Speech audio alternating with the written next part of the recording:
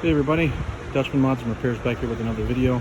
Today we're continuing our work in the backyard here. We're working on a hot tub patio, and the hot tub we're getting is 93 inches by 93 as far as length and width go.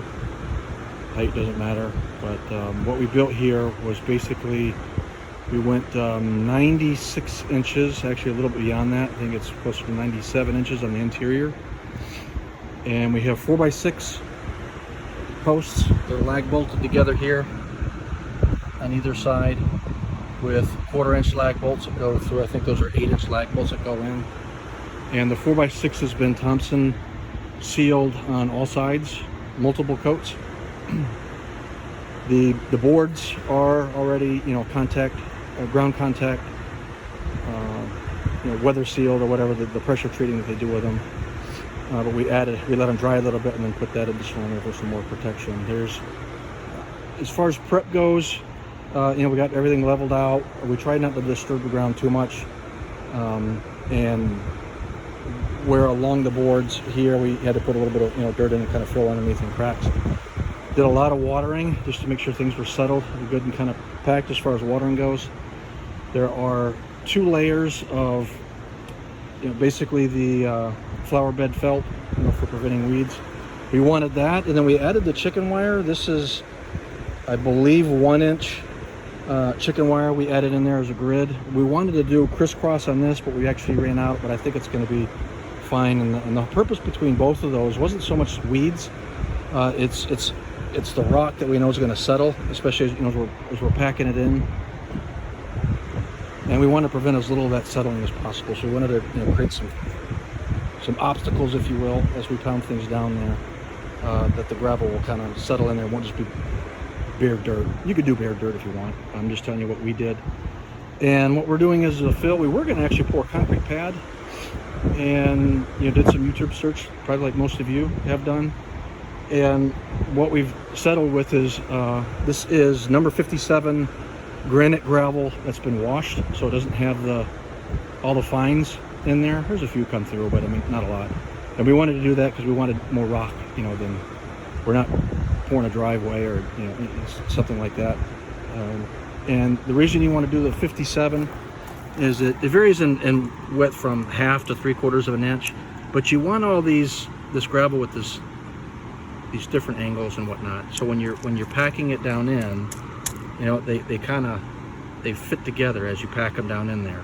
You don't want to use any kind of round stone, pea gravel, river rock, anything like that. You want this stuff that's got the rough edges and whatnot. So when you pack it down in there, it interlocks as best as possible. And we did that for a couple of reasons. One was just water drainage. We didn't want water collecting underneath the hot tub. And the second was price too. I mean, we can get, we need to fill this, we needed 1.2 cubic yards because we're going roughly 6 inches in depth and roughly 8 by 8 inside. And so we wanted that the drainage from any water that might collect, it'll seep down through. And the other was cost. I mean, we can get the 1.2 cubic yards for just about $100. Concrete, if we were going to do it ourselves, I think I priced it out somewhere around $400 or $500 in concrete is what we need. Not to mention all the labor and mixing and pouring and the leveling it out and surfacing it and all that kind of stuff. I just decided to go with the gravel. So that's what we're doing. Hopefully this helps somebody out. If you got any questions on this video, let me know. We'll get back in touch with you. Have a good one. So one note on when you're tamping, you could, I imagine, we're using a hand tamper. If you had a power one, you could maybe get away with this. I don't know, but we're tamping as we go along, and you can definitely tell a difference between stuff that's been tamped down and stuff that's kind of loose. There's even a different sound to it. It just sounds more solid. You get more, a little less rock movement as you're packing things down. And we'll go back through this and obviously do it more than once, that's for sure. But in tamping down each time, you know, kind of each bunch of rock that gets dumped in here, we're doing it old school. We're doing, you know, shovels, wheelbarrow, the fun way, right? We're saving a bunch of money. I just think it's going to be much more solid as each layer is kind of packed in, instead of dumping it all and then just kind of packing the top, you know, couple of inches, 2 or 3 inches. About half of it is all you're going to be able to get with that one. If you had a power one, I imagine you could, you know, you might be able to do, I'm sure it will do a whole lot better. So take that into consideration. That's just a note on the tamping. Take it for what it's worth. So again, hopefully you found the video informative. If you have any questions or comments, feel free to leave those down below.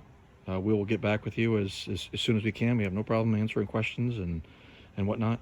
And if you like the video, hey, give it a thumbs up. It means a lot to me and a lot to us. And anyhow, have a good one. Hopefully this helps you out.